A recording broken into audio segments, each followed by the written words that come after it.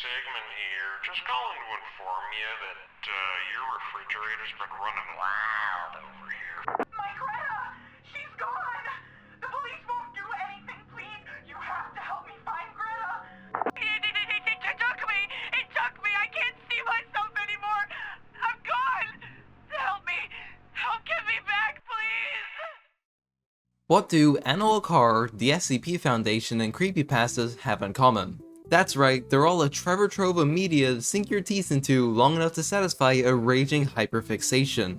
And yet you never see much overlap in these three mediums despite their striking similarities. You have a catalogue of humanoid creatures wanting nothing more than to see the nearest human die at their hands. And for the longest time I thought I would never see them combined well.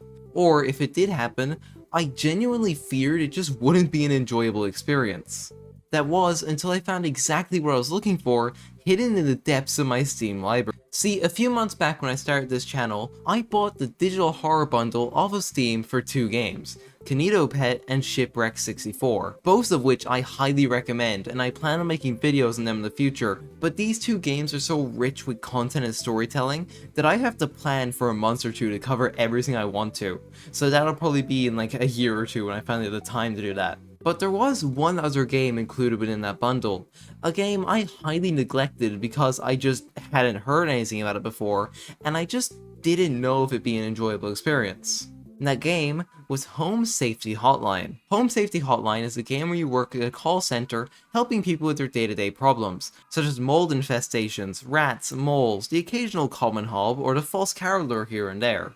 You know, the usual things. And after seeing this game stare me down in my Steam library every time I wanted to go play Five Nights at Freddy's or SCP Secret Laboratory, I got genuinely curious of what this game was, especially since one of my friends had recently played it. So I booted it up, just to see what I was missing out on.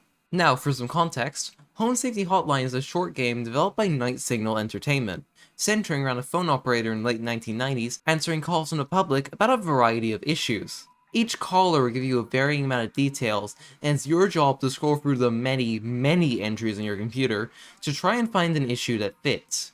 With every creature and anomaly in this menu accompanied by a beautifully terrifying artwork created in-house for the main game, with some art in the DLC being outsourced to artists such as Trevor Henderson. You know, the guy who made Siren Head and Cartoon Cat. While this game loop of waiting for a call to come through with a 50-50 chance of either being a prank call or an actual issue seems monotonous, the way it's presented and the amazing voice cast far outweigh any of that. It just goes to show how much passion and attention to detail was put into each entry you unlock and every call you receive, making this game an absolutely bone-chilling ride from beginning to end. So without spoiling much more, let's put on these old outdated call center headsets and delve deep into the world of Home Safety Hotline, as we start our first shift on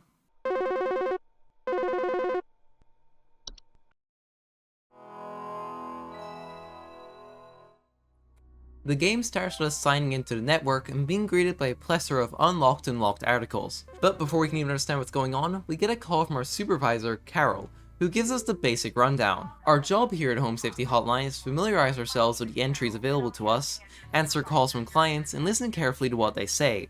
We are then to identify the issue using what's available to us and submit a report, where the company will send out the relevant information. Seems simple enough. On our first day, the only entries available to us are a few basic ones, with all of them being pretty normal issues to find throughout a house, ranging from bugs to pests. This first day is pretty simple overall, and nothing really out of the ordinary happens, except for Twig Sigmund here. Just calling to inform you that your refrigerator's been running loud over here for the past 45 to 90 minutes. Been running loud. Better head on over and catch it, big fella.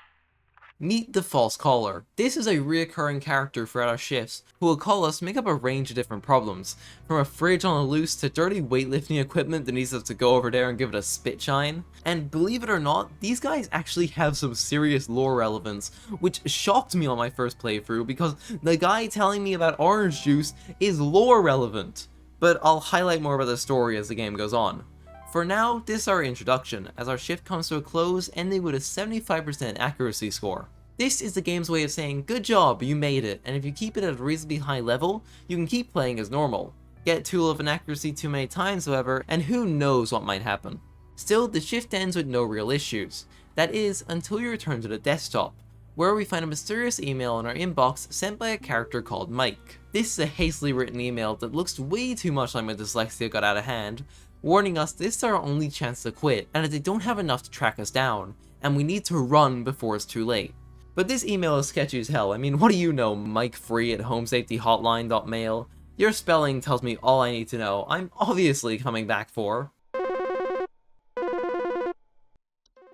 Starting the shift off, Carol tells us once again that we've been given access to new information, and that we are under no circumstances to share this with the public, and if we diagnose one of these issues, the information given to the clients will be as vague as possible. So yeah, there's definitely nothing shady going on here. In all seriousness though, the actual monsters and weird anomalies present in the game are so creative and intriguing that I just immediately sat down and read through every single one of them. I mean, a fungus that grows on bedsheets in the shape of teeth that grows sharper and sharper, and little house cleaner monsters that require you to leave out some cream and milk for it. Like, who thinks of these, and why aren't they one of the highest paid creators in the world? Like, I would kill to have a couple of different hobs living in my room for the small price of some dairy. Are you kidding me? And the contrast to really cute ones and intriguing ones, they also have some really just unsettling ones to me. Like, the stair slug is just disgusting. I don't want to be within 100 feet of that thing, Jesus. Moving on to our actual shift, pretty much immediately the calls get weird as a client from yesterday calls us to yell at us that we got something wrong. Which, yeah, my bad, but then he starts talking about the critters in his yard, telling him to climb inside the tunnels, before he hangs up, acting like he's hypnotized. Which, by the way, this meant to be moles. I looked in the wiki, like, my guy, how is a mole luring you into tunnels? It's not like just a mole humanoid running around manipulating people or anything. Other than that, pretty standard day. Tell a few people to feed their hobs, get a call from fucking Buzz Goober, tell more people to feed their hobs, and end the day with an accuracy score of 60. Not my finest day on the job, but passable. Returning to the desktop, we find a video. Clicking on it brings us to a real estate ad, and holy these prices! Like actual affordable homes, but I guess it is the 1990s. Those were the days. 4 bedrooms, 5 bathrooms for 120 grand, sign me up. During this, however, we get a missing person report for a child, with the suspect being 6 foot wearing a bush. Wonder what that's about. Is that a 5-bedroom house for 12 grand? Bro, sign me up. Checking our emails, we get another one from Mike, telling us that it's too late for us, and if we end up like him, to join him in the hole. They haven't found him yet, and it's safe there. The hole in question being one of those cartoon rat holes. Like, okay Mike, ain't no way a full-grown human adult can fit in the walls. Well, I mean, I can. I'm already in your walls, after all. Oh look, another email! This email presses for a new game mechanic, network outages. At some random points due to maintenance, all the information we have access to will cease to be available, meaning we have to start really learning the information presented to us if we want to keep a decent accuracy score. But that's a future me problem. We start the Wednesday shift like any other, getting a call from Carol. Carol then reminds us that once again the information we're going to receive is confidential, and then we unlock one of my favorite entries in the main game, the boggart. Remember the hobs from day 2? Well, the reason you need to feed them all that dairy is because when they're left alone and don't get anything to eat, they metamorphosize into boggarts, a large humanoid that takes the hob's shy and mischievous nature to the extreme, because not only did our nightly activities now include causing damages to the house, such as flooding and fires, but if a human or a pet acknowledges their existence, they will become aggressive. It's the same horror and fear I have with the mimics from Venta, dude. Just imagine a boggart hiding in your attic and basement while you have no idea what to do. It's just such an unnerving and cool concept that I really like how it's expanded upon. Scrolling through the rest of our new logs once again shows the insane creativity of the team. Items that manifest in homes that make noise only heard by pets and children to lure them in. Tall rose bushes with legs that cause the children to go missing. A creature that wipes your memory of people, places, and times. Another that steals your appearance. And a bunch of new species of hobs, sprites, and fungi. It's just such an expansive catalog of critters. Like, who thinks of a candy-smelling pink liquid that leaks out of mistreated wood? Like, I cannot sing the dev's praises enough. The creativity behind them is mind-boggling, especially since I was able to remember almost all of these creatures from the main game by Sunday, just because of how cool and intriguing they were. And this is also where the game finally leans into that weird factor, as we get a call where a man breaks down after not being able to see his dead wife's face. A guy who clearly didn't treat his hubs right and is feeling the consequences, and fucking Fred Pinball, dude. These false callers are so charming, man. Great addition to the game. This is peak fiction. And look at that, I ended my shift with an 83.33334% accuracy score. Not bad if I do say so myself. Returning to the desktop, we find sciencemysteries.mv, a recording of a broadcast that talks about mice and a new species of smart mice that has been discovered, with weird eyeballs and a high level of intellect. So much so that their speech can actually be translated into English, with the first words being deciphered being, "Help me." Okay, so, wait. If Mike had our job before us and is now struggling to write simple emails, and is telling us if we screw up to join him in the rat hole, what does this company do to people? And oh my god, we got an office cat! I've known Whiskers for all of 5 minutes, and if anything happens to him, I would kill everyone in this call center and then myself. Hello, Supervisor Carol here again. I've been watching the closely, employee. I'm impressed so far by your dedication to accuracy. I have once again updated your permissions, so you should have access to more extensive household hazard information. Keep up the great work, employee. Our eyes rest upon me. Okay, when did Carol start talking like Shakespeare in the year 10 literature? Like, our eyes rest upon thee. This is people dying, not Romeo and Juliet, Carol. Wonder what's gotten into her over these past few days. The new entries provided this time around seem to center more around liminal spaces than monsters. Sure, we get new species like gnomes, fays, and the horde, but we also get portals to other realities that appear in your basement, and once again, another basement entity, the cellar grottos, which to get rid of, you must give a gift of gold to its creator located somewhere in there. Like, it's just a dungeon in your basement, like, who wouldn't want that? The creatures this time around are also just really creepy. We have the night gnome, which likes to watch people sleep. Like, imagine hearing this during the night. Sadly, however, this is where I feel the ideas and entities presented start to slow down and become kinda meh. They're cool and I still enjoy the new ideas, don't get me wrong, but they spoiled us so much earlier with these really interesting designs and ideas that were just so cool. And the ideas that just started being kinda, yeah, this is existing, just started to stand out like a sore thumb. This was also the point where my brain effectively began to short circuit with so much information, and I began messing up much more. Not so much that it would cause me to fail, but enough that I would get some really interesting calls afterwards. One call that stuck with me was from May, a mother whose child has gone missing with the police failing to do anything. The last time she saw him, she was tucking him into bed and checking for bees in his room, begging us to help her find him as he's all she has. Which is so haunting, by the way, and I kinda wish I got this right on an emotional level, but in some twisted, sick sense, I'm kinda glad I got it wrong because of what came next. My guess, using the information provided, was the floor roots. These are slow-growing plants known to snatch small objects, pets, or children in the night, and after checking a couple of others, I settled on that, and continued my shift, meaning standout highlights like Gub Rubber talking to me about his orange juice. So yeah, just a standard shift. Until out of the blue, May called back.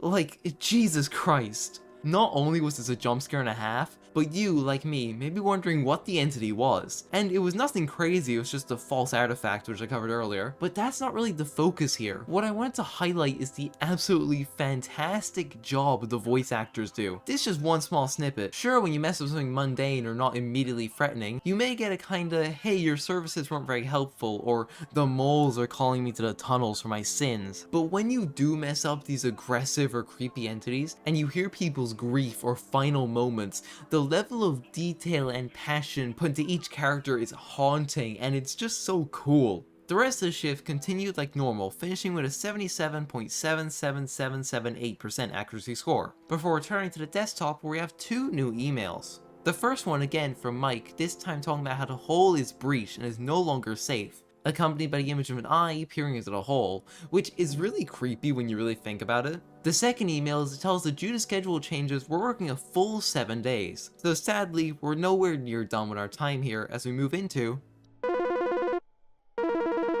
Friday continues the trend of Carol getting weirder and weirder as time goes on, but this time she references those of us above and below the soil. Now, this can mean a number of things. Maybe Carol's just really into poetry and trying new things, or there's more going on with these anomalies within Home Safety Hotline than we first realized. However, all seems positive for now. All we have to do is keep our accuracy up, and we should be fine. I wouldn't want to become a smart mouse after all. The entities on Friday are also far better than ones introduced on Thursday, and they even began teasing my second favorite entity in the entire game, which I'll fully dive into on Saturday, but for now all you need to know is connected to the Sprig Tree and the Sprig Vines. Some of the most interesting entities in the game, by the way. The Sprig Tree is a fast-growing tree-like organism that takes hold in a person's body, reaching full maturity in only a matter of days, with the process of growth causing a slow and painful death as it grows its way out of an infected person, ripping through their body until they die. The Sprig Vines, on the other hand, quickly envelop a household and block off all exits, from windows to doorways, which I guess is why the house was so cheap earlier. Both of these entries say that the cause of these two anomalies is mysterious Spriggan. The Spriggan can both infect people with the Sprig Tree and cause Sprig Vines to grow as much as it wants. And this had me captivated throughout the entire shift, because this creature isn't available to us yet, and the thought of how powerful it must be to have 3 separate entries dedicated to it had my mind running absolutely wild. Just like the Boggarts, I found myself defaulting to these two entities between calls, as my brain just went wild trying to piece together what the Spriggan might be. And as tradition would have it, the shift included the false caller, going by the name Flipper this time. He rings us about some dumbbells he bought from us, needing a good spit shine. You know, he's doing his usual bit, until someone enters his house. Hey, who are you? How did you get in? Hey, now easy there. Get away. Get away.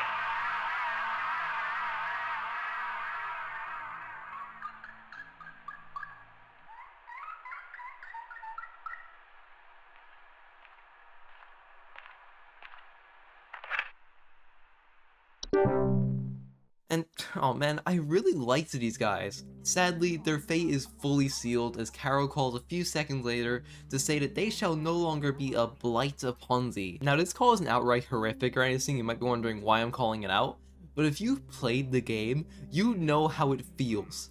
Being sat there spending the last hour and a half enjoying the false caller's constant presence, only to have them ripped away from you in an instant, leaves a hole, man. A small mouse-shaped hole. And the way that during the call there's just nothing else is said, there's only the footsteps approaching the phone to turn it off, is such a fun piece of horror. Like, imagine being just some kid prank calling for fun, only to have a silent person break into your home, turn you into a mouse, and walk away. That's just horrific. Besides that, the shift is pretty standard. Help that woman from the intro get her face back, tell someone not to go through the portal in their basement, I just feel like that one's common sense, and clock out with my first 90% accuracy score, so you know I'm just him for real. Checking our desktop, we get a new video and a new emails.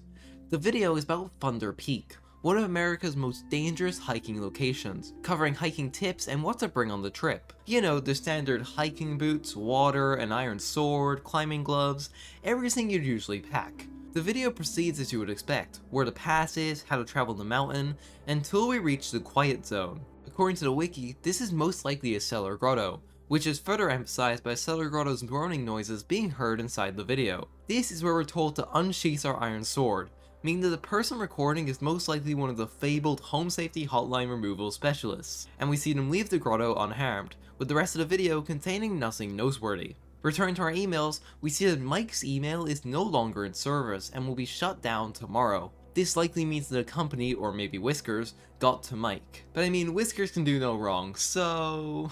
The other email, however, is new, a home safety hotline coupon for Hag Hide. These are awards given to employees who scored 90% or higher during a shift, and there's one for each day. But sadly, I'm not skilled enough to get them all. Still, it's another goal to aim for as we head to our second to last day.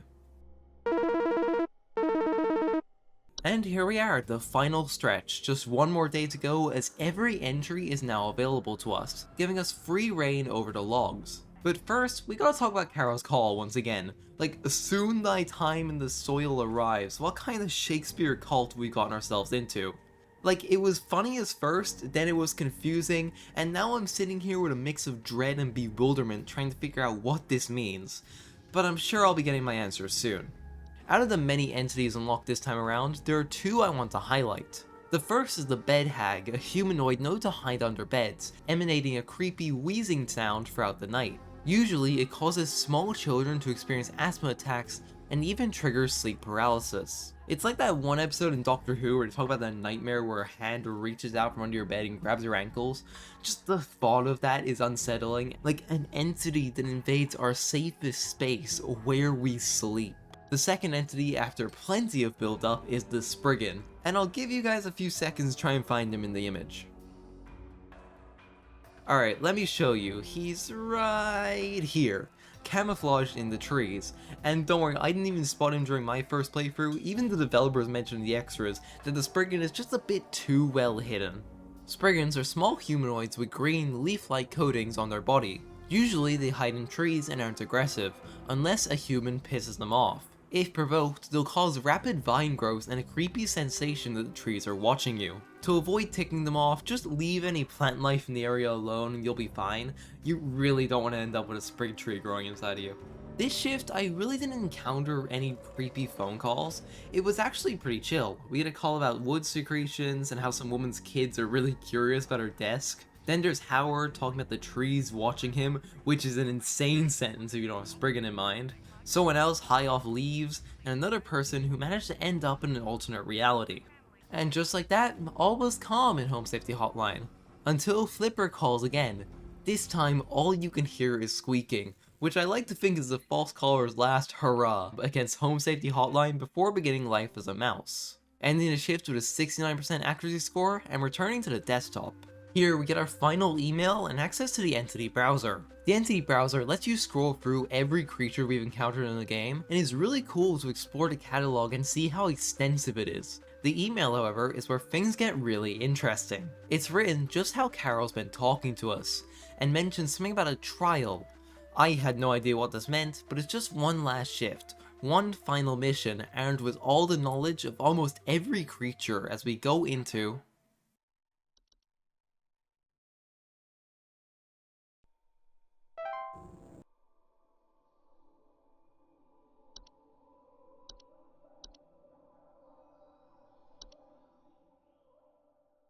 Okay, something is immediately wrong here.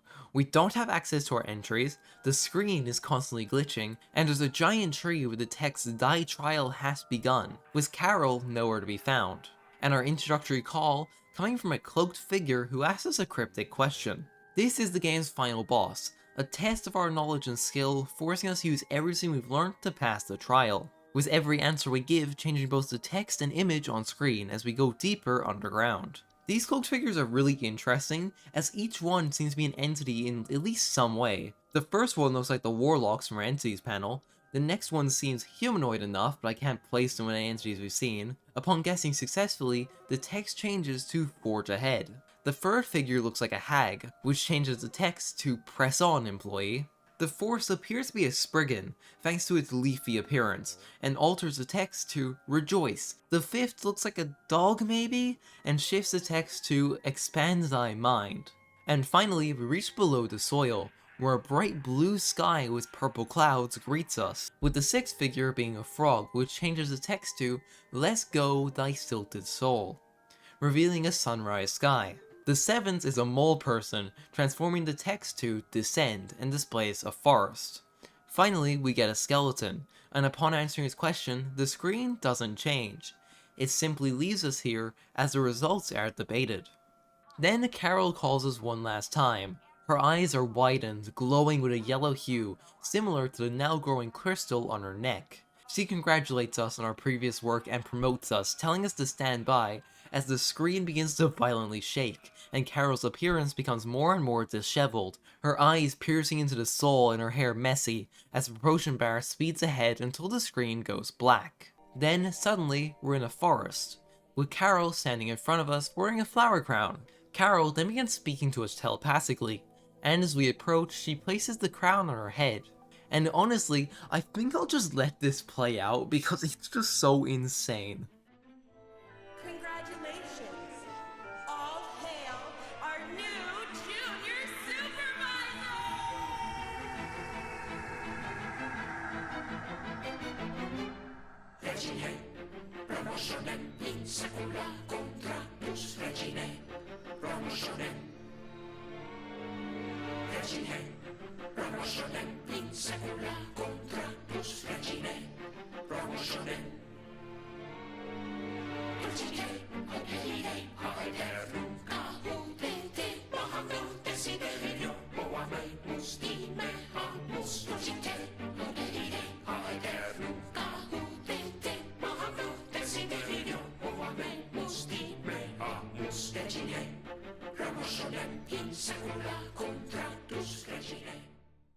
It's such an out-of-the-blue ending, and this got a massive laugh from me on my first playthrough, but honestly, it just fits the vibe of the whole game so well, I absolutely love it.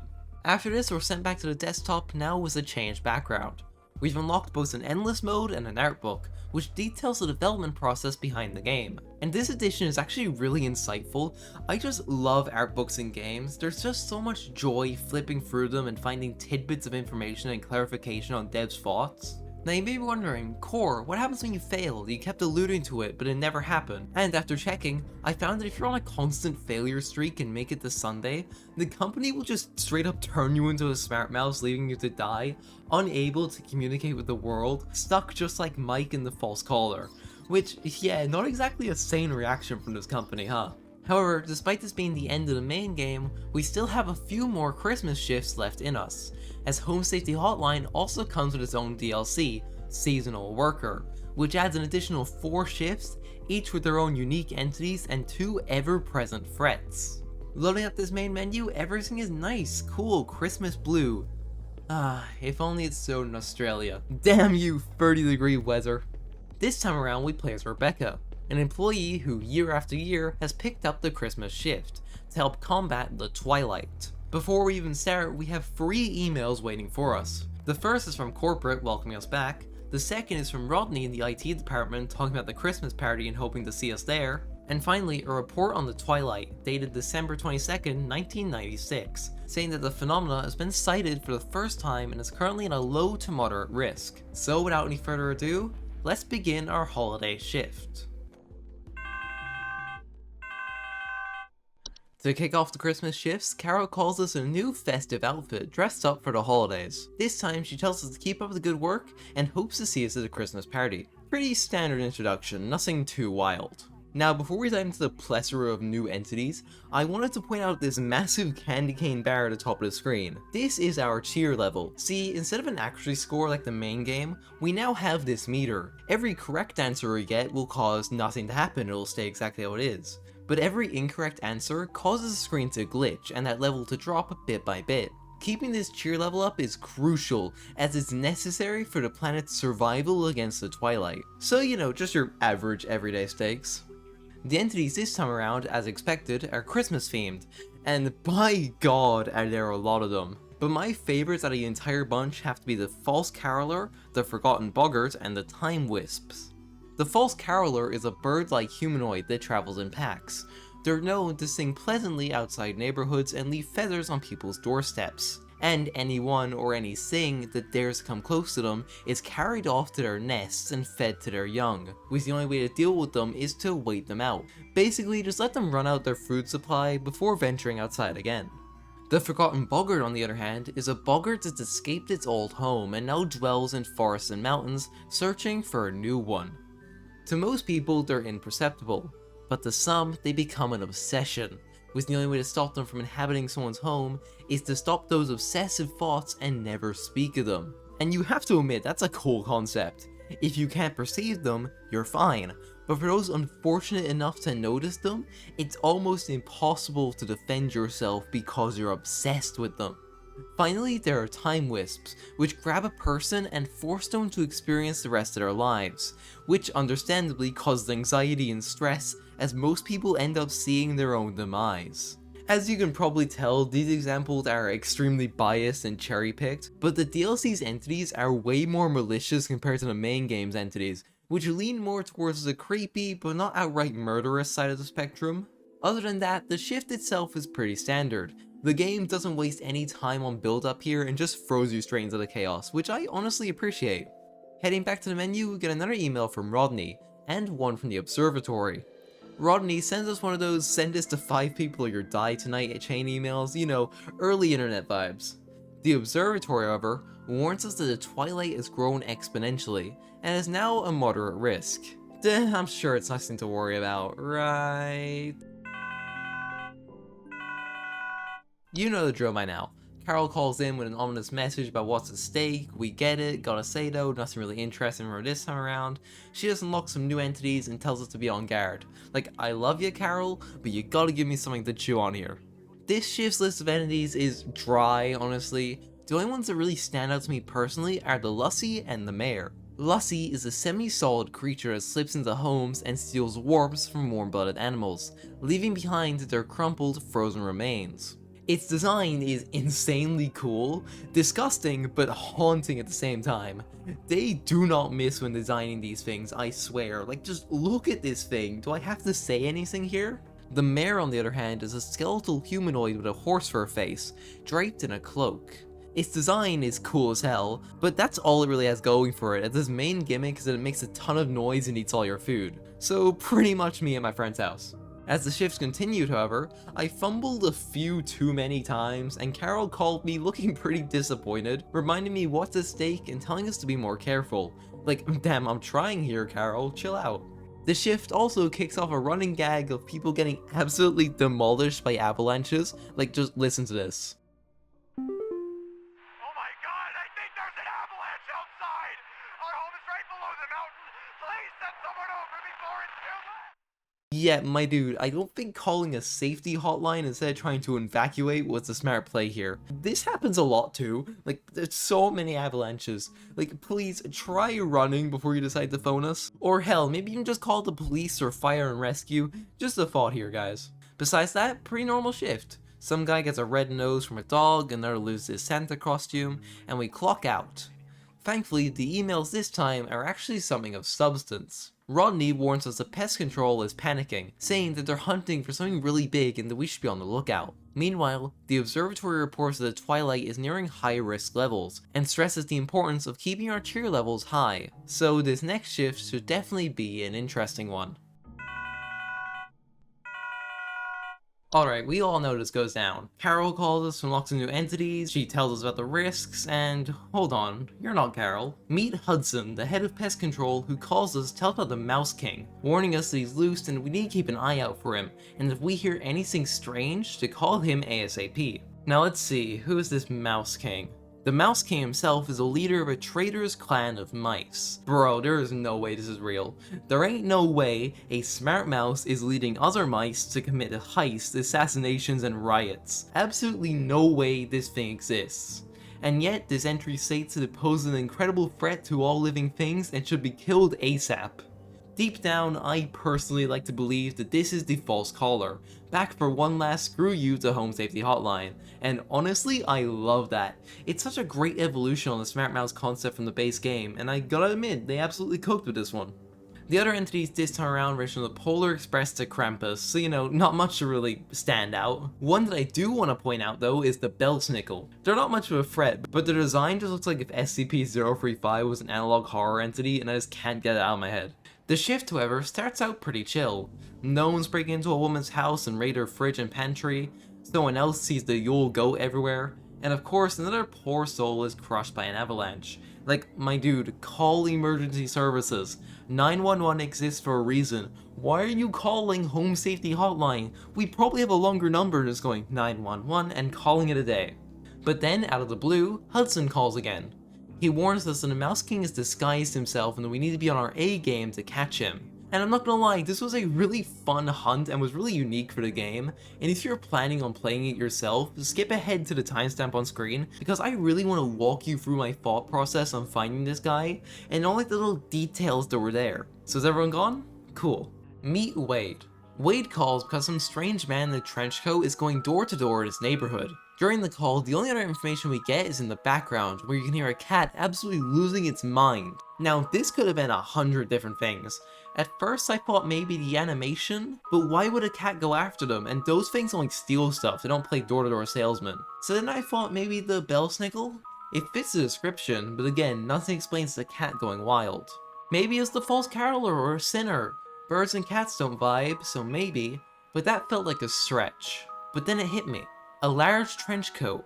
Y'all know those memes of kids stacking themselves in a trench coat to look like an adult? What if the Mouse King is doing exactly that? Operating a mass of mice, moving together, and I don't know, going door to door for sinister reasons? It totally made sense with the cat freaking out. So I took my chance, hit the button, and braced myself for cheer levels to drop. But to my surprise, nothing happened. My deduction was spot on. And I lay all of this out because I want to emphasize just how much thought went into this. Going entry by entry wasn't enough, and I had to infer the Mouse King's presence from 10 other entities it could have logically been. And if you were just zoned out or not on high alert, you might just miss it entirely. But with that, the shift comes to a close, and we get to do my favorite thing, read emails. Yippee! Of course, they're from the two people we've been consistently getting emails from. We get the Observatory, which reports that Twilight has manifested, and its risk level is now very high. Meanwhile, Rodney, bless his heart, wishes us good luck as we head into our very last shift on Christmas Day. Christmas starts some grim news. Hudson informs that they were unable to catch the Mouse King, and that he was last seen heading our way with a swarm of mice. Hudson's team is on their way to catch him, but for now we need to stay put and inform IT. I guess that could have been really bad if we hadn't caught him yesterday, huh? Carol also calls today to wish us luck, telling us to stay on guard, and that she hopes to see us tomorrow. Unfortunately, there are no new entities today because half the calls we get instead relate to the Twilight. The Twilight itself is causing people to see the northern lights in the sky, hypnotizing them, sparking mass hysteria, and making people feel anxious. And honestly, the voice actors absolutely crush it. Their performances completely sell the fear, confusion, and awe of the Twilight. There's a terrified woman, a confused Texan man, and a jolly old fellow, all experiencing unique reactions, but absolutely nailing their role. The voice actors are half the reason this game is so fun, I swear. Luckily, the shift goes without too many issues, and ends on a high note with Hudson catching the Mouse King. Hudson here. First off, you're welcome. Me and the boys had to make quite a mess to do it, but we finally done it. Yeah, that's right. We got you, Your Majesty. The rest of them scattered to the winds as soon as we captured their not-so-mighty leader. Spread the good news around the office and maybe call the IT department, some carpenters, and a plumber as soon as you can. Pretty sure that pipe is gonna burst one way or another anyway. Happy Yuletide, season's greetings, Hudson out. And Carol calls us to congratulate us for minimizing casualties and reminds us about the Christmas party, which doubles as our end credits scene, as we get to see Rebecca and the main cast hanging out, celebrating, getting drunk, and at one point they catch a hob that's been running around, much to Hudson's delight, and make it drink alcohol. It's just such a fun and chaotic vibe, I love it. This kind of passion and love for a project just gives the game so much life in a way that's so unique and hard to express. But that's it for Home Safety Hotline. Now you may be wondering, what happens if you fail during the Christmas DLC? Well, there are two endings from what I could find. The Mouse King actually goes to the guy's house and he opens the door for him, in which the cat goes and absolutely demolishes his hoard, so you know, good on you, mate. But the Twilight, when you fail, actually ends up destroying the entire world, which is wow, like it's an insane ending cutscene. But honestly, this is one of the best games I've played for scratching that SCP and analog horror itch. The presentation, the wonderful artwork, the detailed logs, and the overall pleasing art style is just chef's kiss. I wish I hadn't slept in it for so long. The only downsides I can really point out is the gameplay and the story.